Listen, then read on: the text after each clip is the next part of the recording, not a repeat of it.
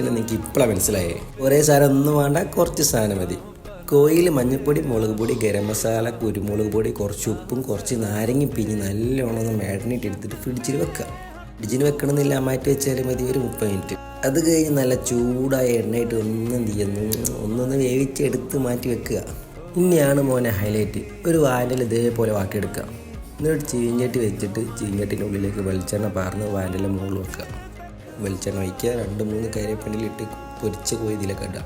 പിന്നെ first quality തേങ്ങാപ്പാൽ ഇതിട്ട് നല്ലോണം വെന്ത് വരുമ്പോൾ ഇതിലേക്ക് നീളത്തിലിരുന്ന ഇഞ്ചി, നീളത്തിലിരുന്ന പച്ചമുളക് ഇട്ടിട്ട് നല്ലോണം വേവിക്കുക.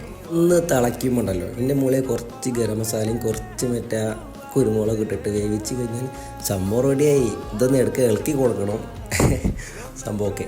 ഇതിൻ്റെ പേരെന്താ ചോദിക്കരുത്, പേരെനിക്കറിയില്ല. വേണേൽ കുറച്ച് ഉപ്പിടാം ടേസ്റ്റ് അനുസരിച്ച്. പിന്നെ കണ്ടിട്ട് അഭിപ്രായം പറയണ്ട, തിന്നിട്ട് മാത്രം ഉണ്ടാക്കിയിട്ട് മാത്രം അഭിപ്രായം പറയാം.